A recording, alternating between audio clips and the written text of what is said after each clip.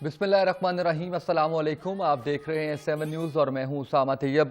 Programme में हम बात करेंगे फ़लसफ़ा शहादत के हवाले से। आज के दौर में हमें क्या सीखना चाहिए, सब्र क्या होता है और बुरे काम को बुरा कैसे कहना है, अच्छे काम की तलकीन कैसे करनी है, ये तमाम बातें हम डिस्कस करेंगे। आज के दिन से हमें सीखना क्या है, नौजवान नस्ल, हमारे आने वाली नस्ल, उसको इस वाक़े के बारे में बताना मकसद है हमारा आज के प्रोग्राम के हवाले से। हाफिज़ काज़िम नज़र साहब मौजूद हैं हमारे साथ। हाफिज़ साहब, थैंक यू सो मच, आपने ज्वाइन किया हमें। मुफ्ती जाहिद मंजूर साहब मौजूद हैं। मुफ्ती साहब बहुत शुक्रिया आपका तशरीफ लाए प्रोग्राम में। मुफ्ती अमजद साहब मौजूद हैं। मुफ्ती साहब थैंक यू सो मच आप तशरीफ लाए। साहब, मैं सबसे पहले आपकी तरफ बढ़ूंगा इस वाक़े के हवाले से। सबसे पहले ये बताइएगा कि इस वाक़े को बयान करते हुए कि करबला में प्यास की क्या कैफियत थी। बिस्मिल्लाहिर्रहमानिर्रहीम। वाक़यात करबला के हवाले तारीख़ शाहिद है कि इमाम मकाम ने अमर बिल मारूफ और नही अनिल मुनकर के लिए, बुराई को ख़त्म करने के लिए और अच्छाई को राइज करने के लिए, नाने के दीन की बका के लिए नाने का मदीना छोड़ा 28 रजब 60 हिजरी को। 2 मुहर्रम को करबला पहुँचे और 7 मुहर्रम को अशकिया ने पानी बंद कर दिया। पानी की कैफियत के बारे में आपने सवाल किया कि पानी वो अल्लाह की नेमत है जिस पर हैवानों के लिए भी आज़ादी है। पानी और हवा एक अल्लाह की इतनी बड़ी नेमत है जिस पर पाबंदी लगाना ये इंतहाई तरीन ज़िल्लत आमेज़ पस्ती का नज़रिया है, पानी बंद करना। और वो भी जवानों के लिए नहीं, मस्तूरात भी उनमें शामिल हैं, बच्चे भी उनमें शामिल हैं, हत्ता कि 6 महीने का बच्चा भी उसमें शामिल है। उनके लिए पानी बंद कर दिया गया। और बंद करने वाले कौन थे? कलमा गो मुसलमान, जिन्हें कुछ लोग खलीफा भी कह देते हैं। आज के दौर में भी उस यजीद के बारे में कुछ लोग सफाइयाँ देने की भी कोशिश करते हैं। लेकिन इस अंदाज में करबला बपा हुई। मजलूम करबला इमाम अली मकाम ने ऐसा अंदाज इख्तियार किया कि साबका सारी कुव्वतें, ताकतें जो बातिल कुव्वतें थी, अपना किरदार अदा करने वाली थीं, वो सारी की सारी कुव्वतें सोचने पर मजबूर हो गईं कि हमने तलवार के ज़रिए, ताकत के ज़रिए, हुकूमत के ज़रिए इस खिलाफत को भी और दीगर मामलात को भी मलूकियत में बदल कर सब कुछ अपने कब्ज़े में ले लिया है। लेकिन इस दीन के बदलते हुए तेवर को देखकर निवासा रसूल ने कुंतुम खैरा उम्मतिन उखरिजत लिन्नास तअमुरून बिल मारूफ व तनहौना अनिल मुनकर पर अमल करते हुए बताया कि हर एक पर अमर बिल मारूफ वाजिब है, हर एक पर नहीं अनिल मुनकर वाजिब है। घर वालों में बड़ा भाई हो, बाप हो, बुजुर्ग हो, उसके लिए वाजिब है कि घर में अमर बिल मारूफ नहीं अनिल मुनकर करे। ख़ानदान का सरबराह हो, महल्ले का सरबराह हो, इलाके का सरबराह हो, हुकूमत का सरबराह हो, हर एक के लिए वाजिब है कि वो अमर बिल मारूफ और नहीं अनिल मुनकर करे।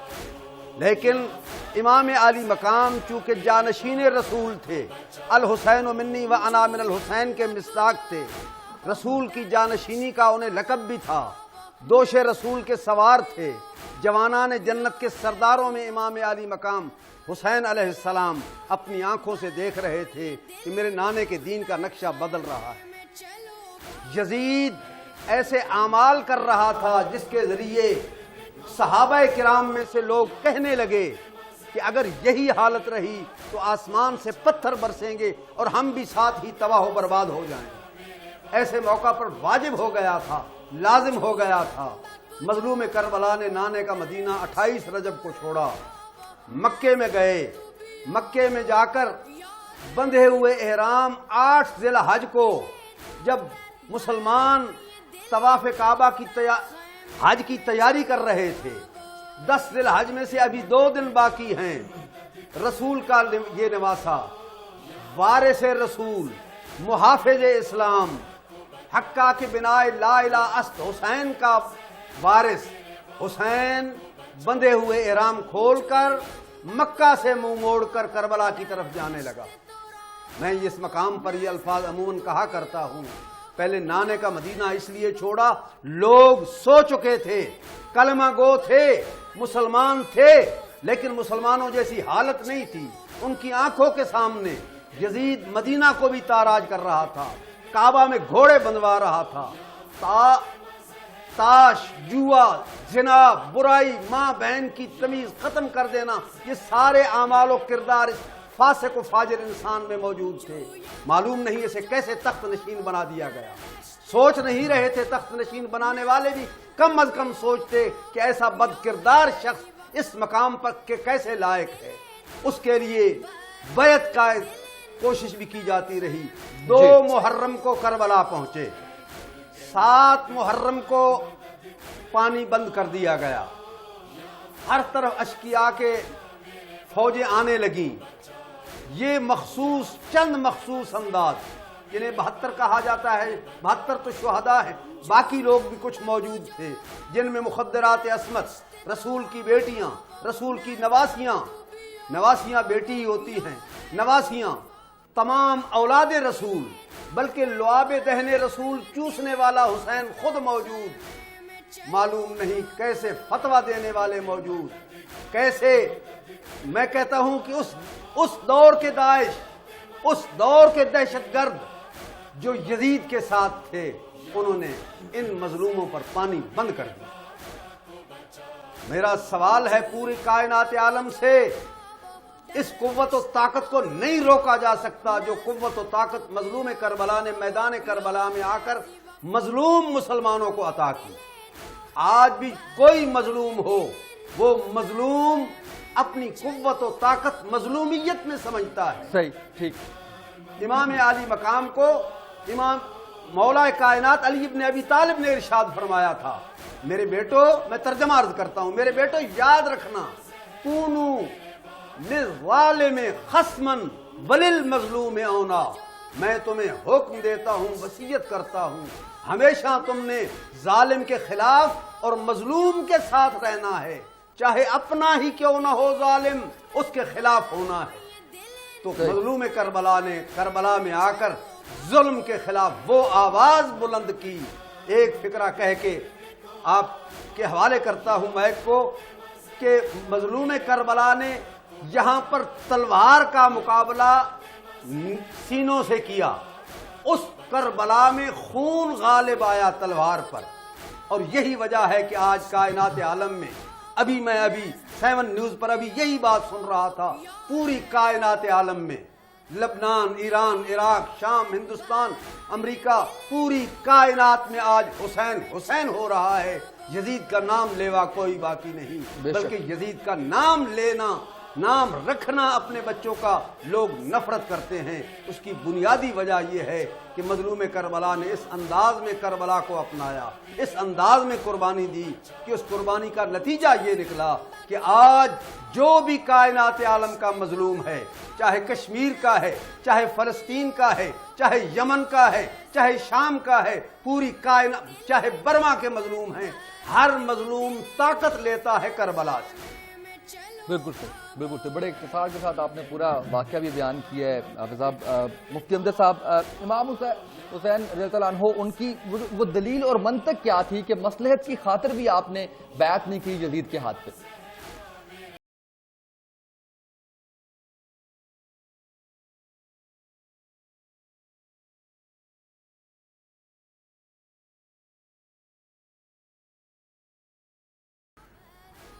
हक कैसे जो है बातिल से मगलूब होकर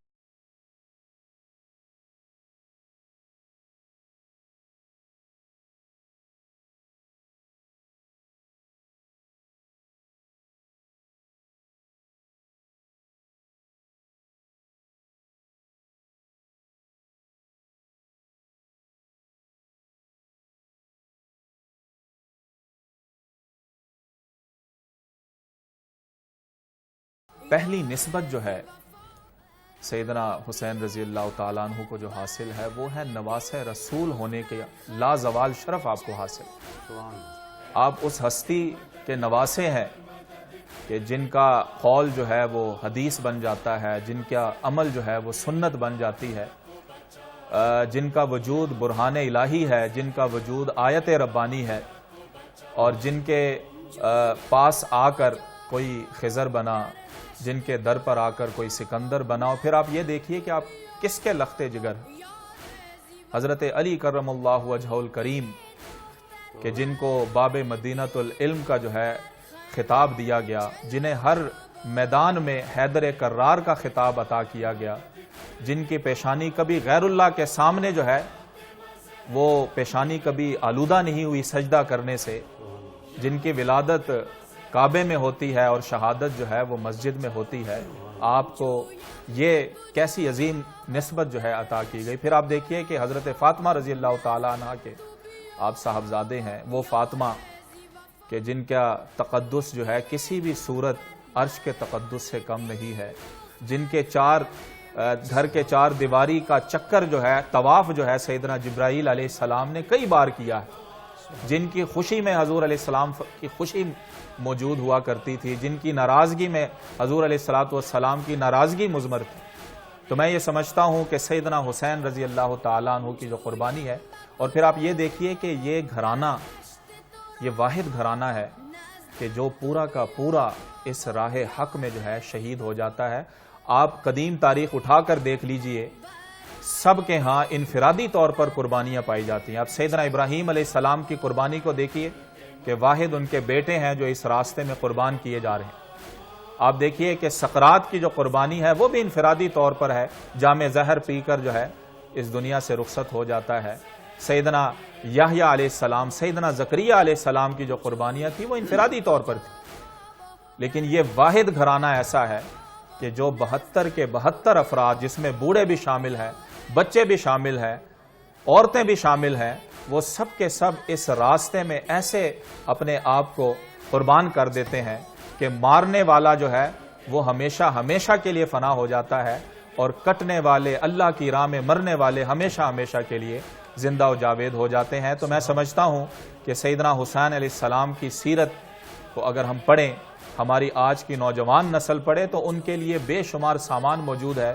یہ جو ہمارے اندر صبر کا مادہ ختم ہو چکا ہے، یہ جو ہم بات بات پر لڑنے کے لیے آمادہ ہو جاتے ہیں، مسلکی اور فرقہ واریت کے دلدل میں جو ہم جا رہے ہیں، اس کی بنیادی وجہ یہی ہے کہ ہم نے سیرت حسین، اسوہ حسین کو جو ہے وہ ترک کر دیا ہے۔ آج ہمیں اس نقطے پر جو ہے وہ اکٹھا ہونا پڑے گا۔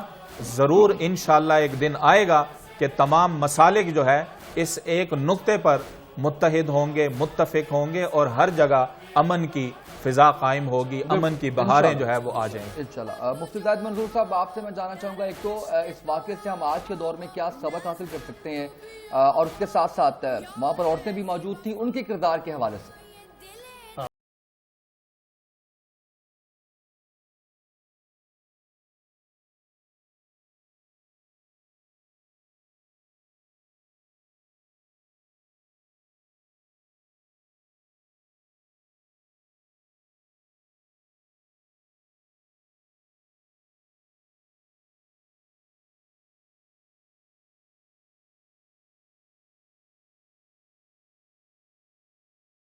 امامت صغرا ہے، ہم کسی بندے کو امام مقرر کریں اپنی مسجد میں، اور امامت کبریٰ ہے کسی بندے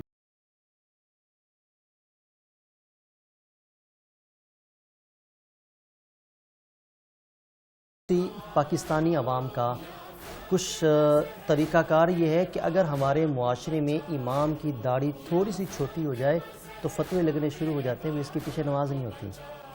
اگر امام کے ٹخنوں سے کپڑا تھوڑا سا نیچے ہو جائے تو ہمارے فتوے لگنا شروع ہو جاتے ہیں نمازیوں کی طرف سے کہ اس کے پیچھے نماز نہیں۔ سر پہ امامہ نہ ہو تو اعتراض۔ یعنی یہ ہمارا طریقہ کار ہے امامت صغرا کے بارے میں۔ اور امامت کبریٰ جو اپنے سوال کے کہ فی زمانہ ہم کیا کر سکیں، امامت کبریٰ جس کو ہم نے حاکم بنانا ہے، جس کو ہم نے ووٹ دینا ہے، اس کو ہم دیکھتے نہیں وہ کیسا بندہ ہے۔ جو بڑی امامت جس کے لیے امام عالی مقام نے اپنا ہاتھ نہیں دیا، لوگ ہاتھ گردن بچانے کے لیے ہاتھ دے دیتے ہیں، اور قربان جاؤ امام کی شان پر انہوں نے اپنا ہاتھ بچانے کے لیے اپنی گردن عطا کر دی۔ تو امامت کبریٰ جو حاکم ہے، حکمران ہے، اس کے لیے عوام الناس کی نظر میں کوئی اہمیت نہیں ہے، کوئی طریقہ کار موجود نہیں ہے. تو امام علی مقام کی زندگی سے اور جو نوجوان نسل ہے ان کے لیے پیغام سب سے بڑا یہ ہے کہ جس طرح امام علی مقام نے فرمایا کہ حسین جیسا شخص یزید کی بیعت نہیں کر سکتا، تو آج بھی ہمیں سمجھنا ہے کہ میرا ووٹ میں جس کو دے رہا ہوں اس کا حقدار ہے یا نہیں ہے.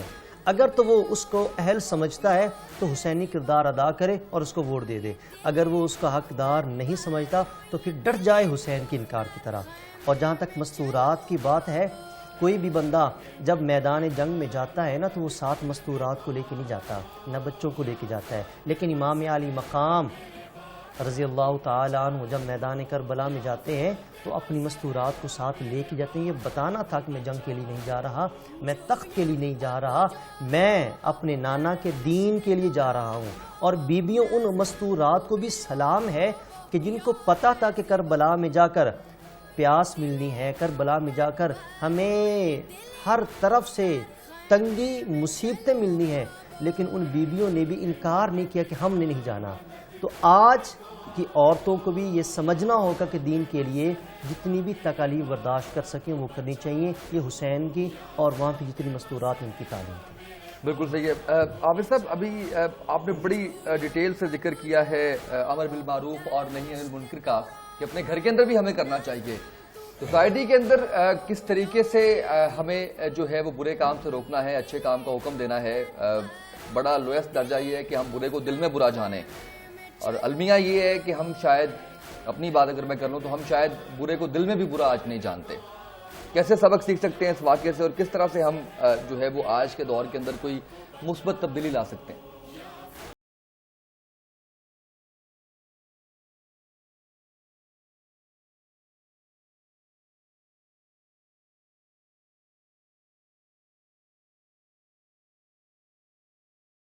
قرآن کتاب ہدایت ہے، ہم نے اسے رسم و رواج کے لیے رکھ دیا ہے.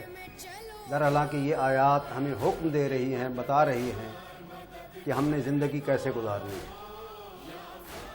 برائی سے نفرت کے لیے یہ اتنا بڑا حکم ہے جس کی طرف توجہ کی جائے.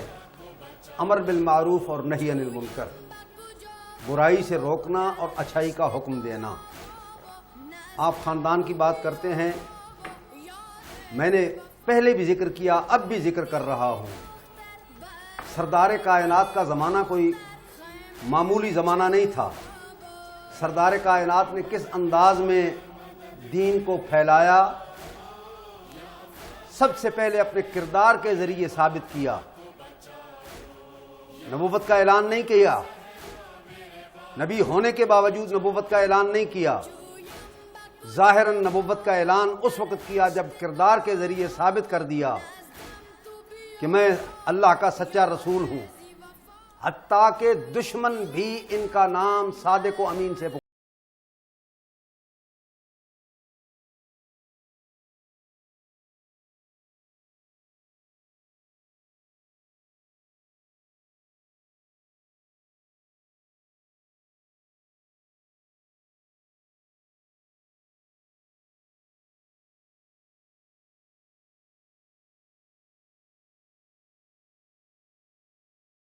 حافظ قرآن ہوں، میرے دونوں بیٹے حافظ قرآن ہیں. میں پڑھتا ہوں، جب ان آیات کو میں سوچ میں پڑ جاتا ہوں، دیکھتا ہوں کہ معلوم نہیں ہم آج کے دور میں، ہمارے مفتی صاحب ابھی بہترین گفتگو کر رہے تھے، ہم کس طرح لوگوں کو تبلیغ کریں، کس طرح امر بالمعروف کریں، کس طرح نہی عن المنکر کریں کہ رسول پاک کے قریب کا زمانہ، امام حسین علیہ السلام کے زمانہ میں کون سے لوگ موجود تھے. اگر حسین صرف امام اور نواسہ رسول نہیں، صحابی رسول بھی ہیں.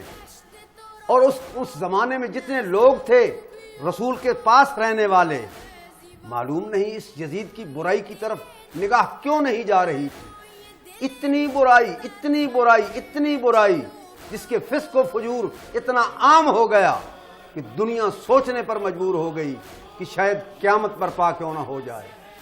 ایسے عمل کیے گئے جو آج ہم ٹی وی میں دیکھتے ہیں، روزانہ کوئی نہ کوئی خبر کہ یہ دست درازی کی گئی خواتین کے ساتھ، یہ یزیدی کردار ہے. یہ آج کا دن ہمیں درس دیتا ہے، سبق دیتا ہے کہ ہم اس یزیدی کردار سے نفرت کریں.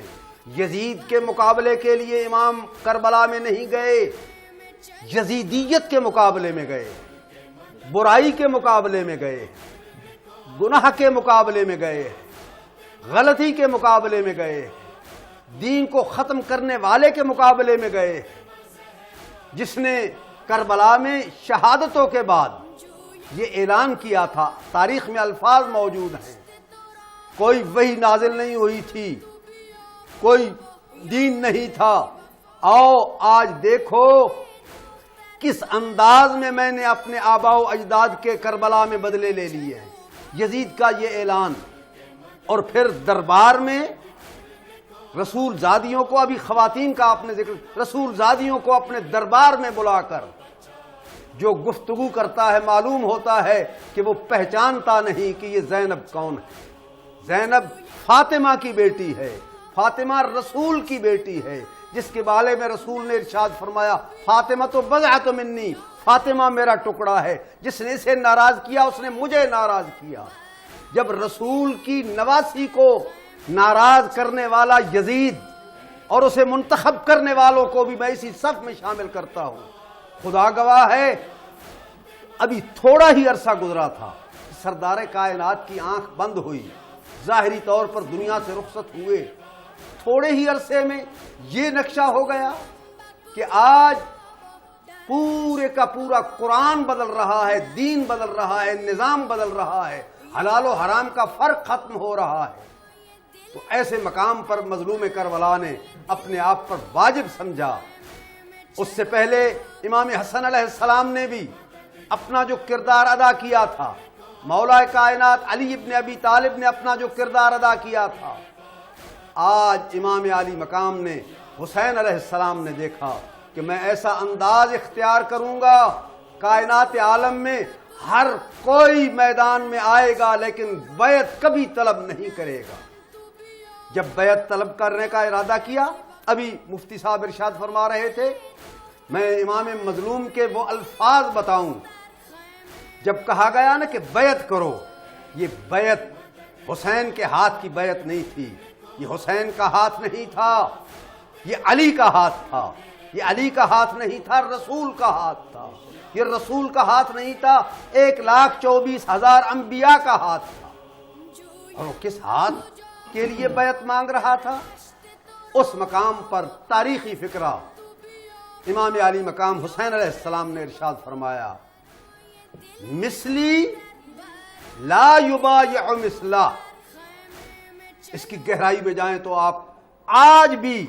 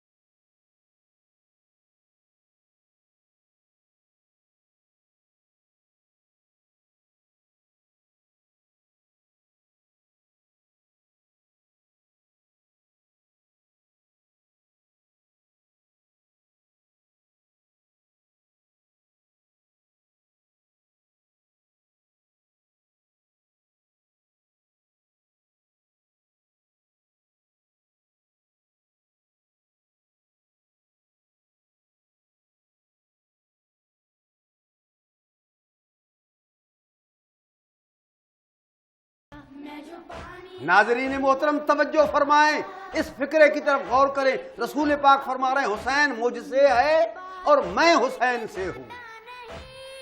نواسا تو نانے سے ہو سکتا ہے، نانا نواسے سے کیسے ہو سکتا ہے؟ اگر تھوڑی سی توجہ کی جائے تو یہ کربلا ہمیں بتا دے گی کہ کس طرح رسول حسین سے ہیں.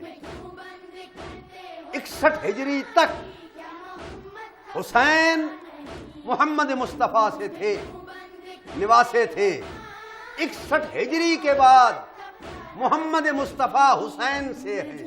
کیوں 1,24,000 انبیاء نے جو محنتیں کی، آدم سے لے کر عیسیٰ تک، ابراہیم خلیل اللہ، حضرت موسیٰ، حضرت عیسیٰ، حضرت نوح، حضرت الیاس، حضرت یعقوب، تمام اولو العزم انبیاء نے مشقتیں برداشت کر کے، تکلیفیں برداشت کر کے اس دین کو جس مقام تک پہنچایا، سردار کائنات نے حجت الوداع میں خطبہ دے کر غدیر کے مقام پر بہت اعلیٰ خطبہ دینے کے بعد بتایا کہ یہ سارے کا سارا دین میں نے آپ تک پہنچا دیا، تو کائنات عالم کے سردار نے، اللہ نے اس وقت یہ ارشاد فرمایا کہ اے رسول میں نے تم پر نعمتیں تمام کر دی، آج الیوم اکملت لکم دینکم، 18 ذی الحج غدیر کے روز ارشاد فرمایا الیوم اکملت لکم دینکم واتممت علیکم نعمتی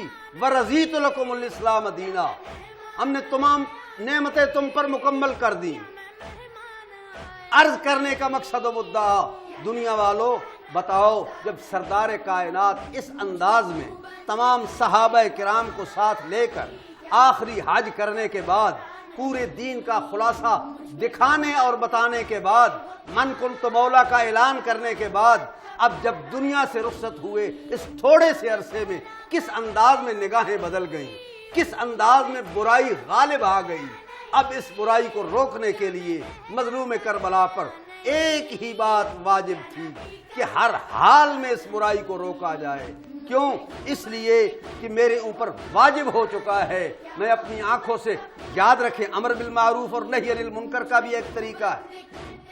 آپ کے لیے حکم ہے کہ اگر کوئی شراب پینے والا ہے، اگر کوئی اور برائی کرنے والا ہے تو اسے روکیں، زبان سے، زبان سے نہیں رکتا، ہاتھ سے روکیں، ہاتھ سے روکنے کی قوت و طاقت نہیں، زبان سے روکیں، زبان سے نہیں رکتا تو یہ حکم پروردگار ہے، شریعت کا اصول ہے کہ اس سے نفرت کریں۔ بالکل صحیح۔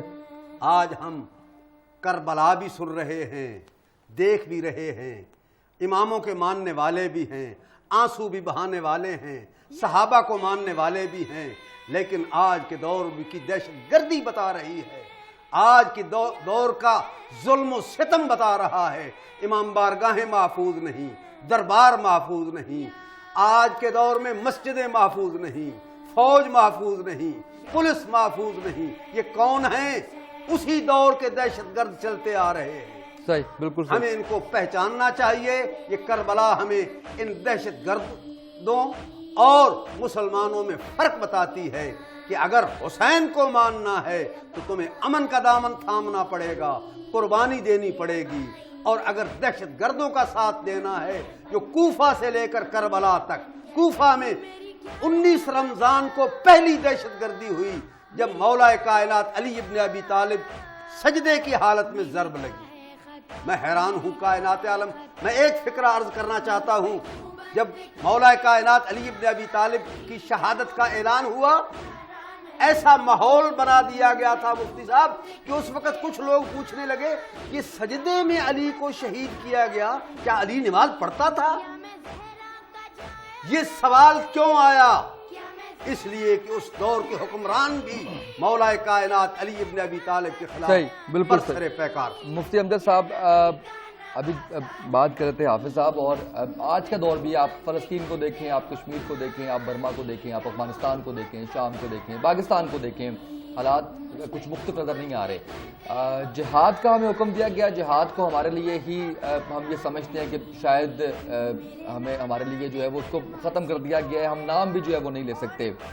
حضرت حسین رضی اللہ عنہ کی سیرت کو بیان کرتے ہوئے اور آج کے دور سے موازنہ کرتے ہوئے ہمیں کیا باتیں سیکھنے کی ضرورت ہے اس وقت؟ دیکھیے، سب سے پہلے تو ہمیں اپنے گھر کو درست کرنے کی ضرورت ہے، گھر سے ابتدا کرنے کی ضرورت ہے۔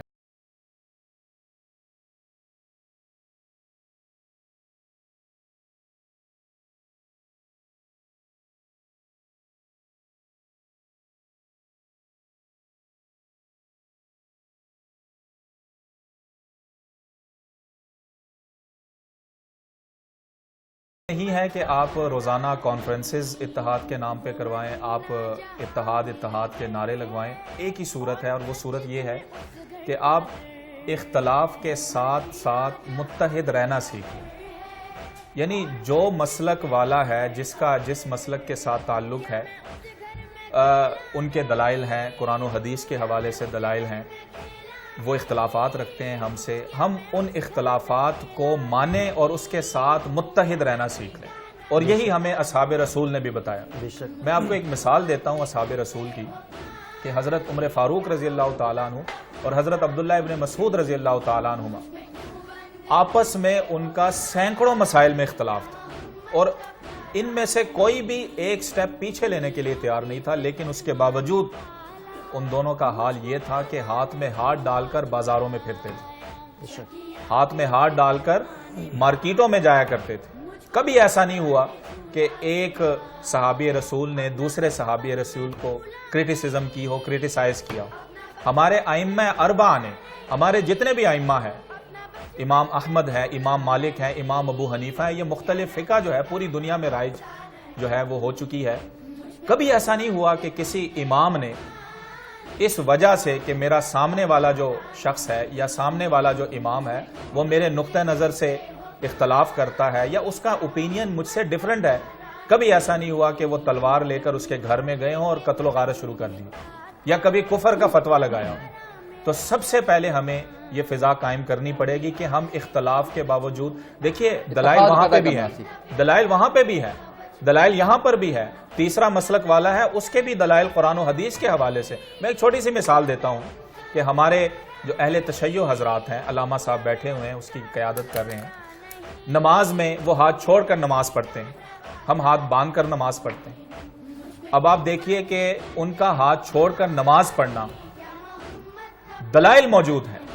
اصحاب رسول جو ہے ہاتھ چھوڑ کر نماز پڑھا کرتے ہیں. حضرت عبداللہ ابن زبیر رضی اللہ تعالیٰ عنہ جو حضرت ابو بکر صدیق کے نواسے ہیں، حضرت اسما کے بیٹے ہیں، وہ ہاتھ چھوڑ کر نماز پڑھا کرتے ہیں. حضرت حسن بصری رحمت اللہ علیہ جو صوفی ازم میں جن کا ایک نام ہے، ہاتھ چھوڑ کر نماز پڑھا کرتے ہیں. امام مالک رحمت اللہ علیہ نے یہاں تک فتویٰ دیا ہے کہ ہاتھ باندھ کر نماز پڑھنا مکروہ ہے. تو کہنے کا مقصد یہ ہے کہ دلائل وہاں پر بھی ہے. وہاں پر اگر اکٹھی نمازیں پڑھی جا رہی ہیں تو ہماری صحیح مسلم میں یہ حدیث موجود ہے کہ حضور علیہ الصلوۃ والسلام مدینے میں رہتے ہوئے ظہرین اور مغربین پڑھا کرتے تھے، غیر مطر ولا خوف، بغیر بارش کے، بغیر خوف کے. تو کہنے کا مقصد یہ ہے کہ وہاں پر بھی دلائل ہے، ان کا بھی احترام ہونا چاہیے. بڑی بات یہ ہمارے پاس بھی دلائل ہیں، ان کے پاس بھی دلائل. بڑی بات یہ ہے کہ نماز پڑھیں. ہمارا المیہ یہ ہے کہ وہ لوگ جو نماز پڑھتے نہیں ہیں وہ تنقید کر رہے ہوتے ہیں، اور ہمیں اس طرح سے جو ہے وہ فرقوں میں اس طرح سے بانٹ دیا گیا ہے. مفتی زاہد منظور صاحب نے تھوڑا سا ارلی جانا ہے، میں ان کی طرف آؤں گا بریک کے بعد. ایک چھوٹی سی بریک لیں گے، اس کے بعد اس کی طرف بڑھیں گے. ایک چھوٹی سی بریک ہمارے ساتھ ہے.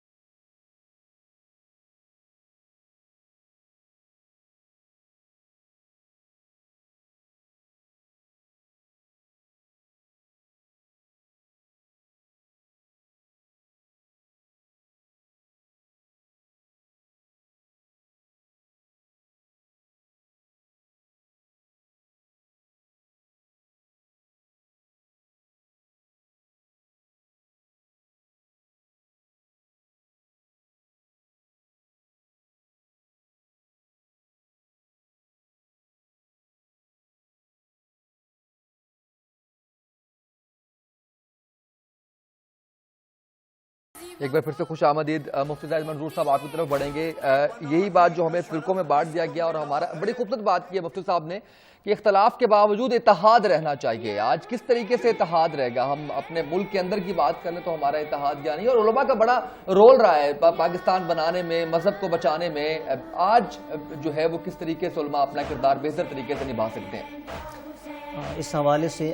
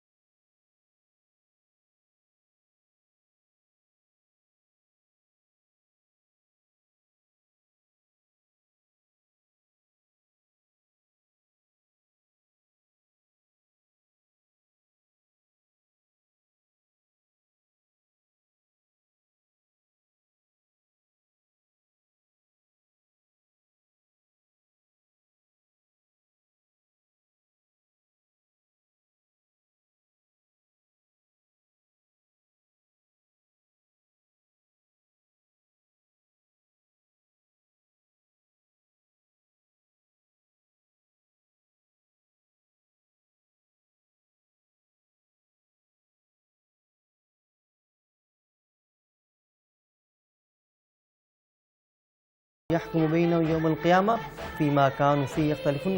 قرآن تو کہتا ہے کہ بھی فیصلہ رب نے کرنا کون صحیح ہے، یہ کل قیامت کے رب نے فیصلہ کرنا ہے. تو صحیح وہ بھی ہو سکتا ہے، صحیح میں بھی ہو سکتا ہوں. کچھ باتیں میری بھی صحیح ہو سکتی ہیں، کچھ میری غلط بھی ہو سکتی ہیں. کچھ باتیں اس کی صحیح بھی ہو سکتی ہیں، کچھ باتیں اس کی غلط بھی ہو سکتی ہیں. تو جب ہم یہ سوچ اپنائیں گے تو انشاءاللہ اپنے معاشرے میں، اپنی مساجد میں وہ اتحاد، اتفاق اور تنظیم کی فضا جو ہے وہ ضرور بضرور پیدا ہو جائے گی.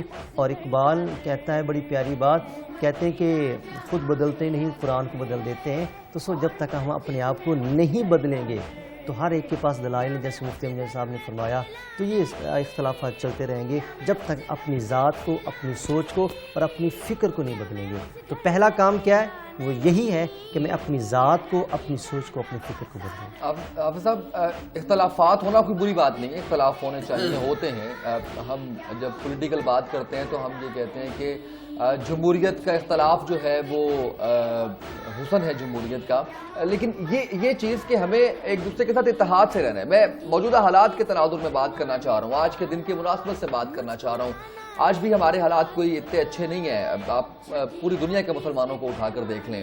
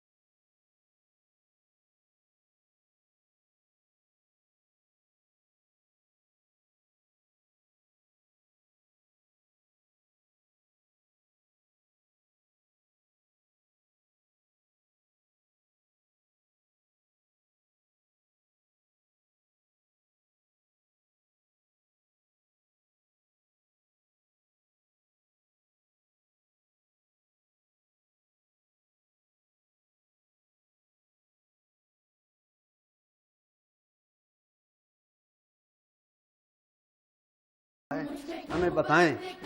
یہ دیکھو، یہ آدمی یہاں نماز ہاتھ باندھ کے پڑھ رہا تھا، یہ یہاں ہاتھ رکھ کے نماز پڑھ رہا تھا، کوئی نیچے ہاتھ رکھ کے نماز پڑھ رہا ہے، کوئی ہاتھ کھول کے.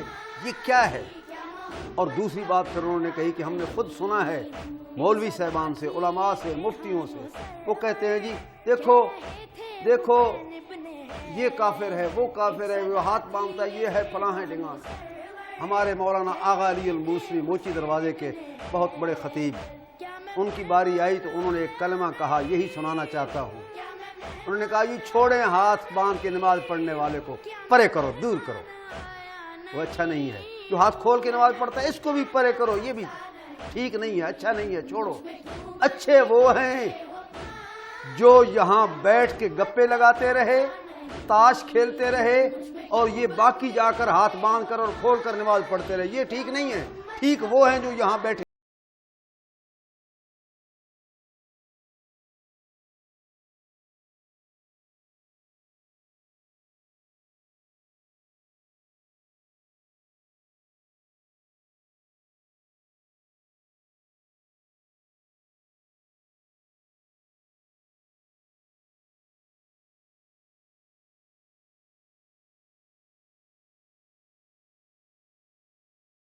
जहन्नमी कहा जाए। नहीं, अल्लाह के रास्ते में झुकने वाला फिर अल्लाह ही इबादतों को कबूल करने वाला है, फिर उसके बाद अल्लाह की ज़ात ही इन्हीं इबादतों को रंग देती है। और यही बात हम तमाम इत्तेहाद उम्मत के प्रोग्रामों में भी जिक्र करते हैं। सारे लोग ज़बान के गाजी अगर न बने, दिल से अगर हम इस्लाम को तस्लीम कर चुके हों, कम अज़ कम रहबर जो हैं, इख्तिलाफ तो बुनियादी वजह जहालत है। कच्ची पक्की रोटी वाला एक मस्जिद बनाने के लिए, चंदा करने के लिए ऐसी गुफ्तगू करेगा कि ज़मीन व आसमान के कलाबे मिला देगा। लोगों को इल्म नहीं होगा कि सिर्फ ये अपने लिए कर रहा है। दर हालांकि ये बातें इख्तिलाफ के लिए की जाती हैं, और अगर दीन में इख्तिलाफ है तो इख्तिलाफ उम्मती रहमा, उसमें दलाइल के साथ गुफ्तगू करना इबादत है। जो आदमी जिसको अच्छा बात जहन में आ जाए उसे कबूल करे, वरना इल्मी बहस का दरवाज़ा हर वक्त खुला रहता है। इसीलिए इज्तिहाद भी है। कोई मुसलमान एक दूसरे को काफिर कहने वाले, मैं कहता हूँ वो खुद ही काफिर होते हैं जो कुफ्र की फैक्ट्रियाँ लगाते हैं। इतनी दहशतगर्दी की आप अंदाज़ा लगाएं। मैं तो ये फिक्रा भी कहूँगा, कैसा तमाशा हुआ इस्लाम की तकदीर के साथ, कैसा तमाशा हुआ इस्लाम की तकदीर के साथ। हुसैन कत्ल हुए नारे तकबीर के साथ। सही, बिल्कुल बिल्कुल। उस वक़्त से लेकर आज तक दहशतगर्द, आज अभी दाढ़ी का जिक्र कर रहे थे, मुकद्दस दाढ़ी है, ये सुन्नत रसूल है, लेकिन ऐसा अमल किया इन लोगों ने, दहशतगर्दों ने। अल्लाह अकबर कह रहे हैं, बच्चों को ज़िबा कर रहे हैं। वीडियो ऑडियो तमाम अपनी निगाहों में आपने देखा। इस्लाम को ये बदनाम करने वाले लोग हैं। न ये अमल सहाबा का था, न अहले बैत अतहार का था, न रसूल अकरम का था। वो तो उम्मत को मिलाने वाले थे, जोड़ने वाले थे, उम्मत को दूर करने वाले नहीं थे। एक दूसरे को दिल में जगह देना, अमन और इत्तेहाद के लिए किरदार अदा करना ही इस्लाम है। हाफिज कादिम साहब, बहुत शुक्रिया आपका। मुफ्ती जाहिद मंजूर साहब, मुफ्ती अमजद साहब, आप लोग तशरीफ लाए। बहुत अच्छी डिस्कशन हमारी रही है। इख्तिलाफ के हवाले से भी हमने बात कर ली, और उसके साथ साथ दूसरों पर इख्तिलाफ करना, जैसे अभी मुफ्ती साहब ने कहा कि हमें अपने घर से शुरू करना है। मैं समझता हूँ कि अपनी ज़ात से हमें तब्दीली को शुरू करना है, और बिला वजह की तनकीद, इससे हमें बचना होगा। अपना अपना हिस्सा हमें डालना है। अल्लाह हमें दीन को समझने और उस पर अमल करने की तौफीक अता फरमाए। आज के प्रोग्राम से इतना ही, इजाज़त दीजिए। अल्लाह हाफ़िज़।